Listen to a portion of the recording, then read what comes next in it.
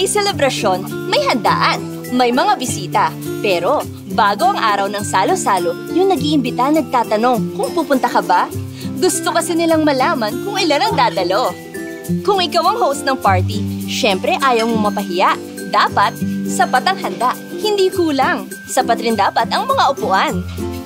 Kung ikaw naman ang bisita, nakakaalangan naman kung nagkakaubusan na ng food. Hirap rin ang wala kang maupuan, di ba? Kaya, pag may salo-salo na pinaghahandaan, mainam na alam kung ilan ang dadating. Maganda ring mapabilang kung dadalo ka. Maraming pagkakataon na ang barkada ay may lakad.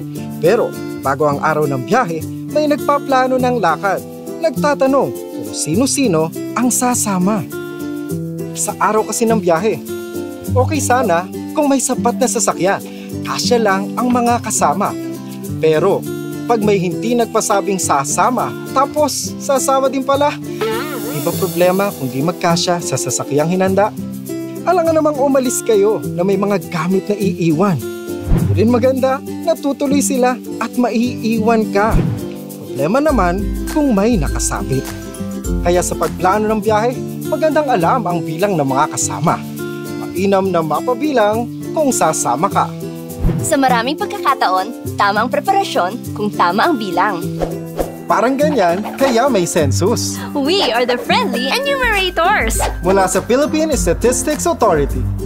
Paopsan lang po, magtatala po kami ng ilang mahahalagang impormasyon tungkol sa mga naninirahan sa bawat bahay. Ito po ay para sa 2015 Census of Population. Panahon po muli upang magkaroon ng tamang bilang ng mga mamamayan. Pag tama ang bilang ng populasyon, mas napagaganda at naitatama ang mga plano at preparasyon ng gobyerno para sa mga serbisyo at programa nito. Mga serbisyo at programa na kayo rin ang makikinabang. Magandang pagkakataon nito upang kayo ay mapabilang. Huwag pong mag-alala. Lahat ng impormasyon tungkol sa inyo at mga kasama sa bahay ay confidential. Kakatok po kami sa mga bahay ninyo. Madali kaming makikilala. Karamihan sa amin ay may uniforme. Ang pinakamahalaga, kami ay may tamang ID mula sa Philippine Statistics Authority. Sa araw ng aming pagdalaw, tandaan, hindi po kami maniningil. Wala rin po kaming ibebenta sa inyo. Konting panahon lang po, magtatala lang kami ng mga sagot nyo.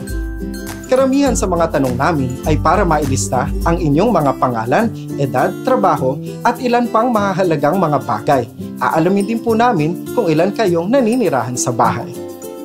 Hindi namin itatanong kung ano ang hobby nyo o kung sino ang paborito nyong artista. Hindi na rin po kailangang maghanda pa ng merienda.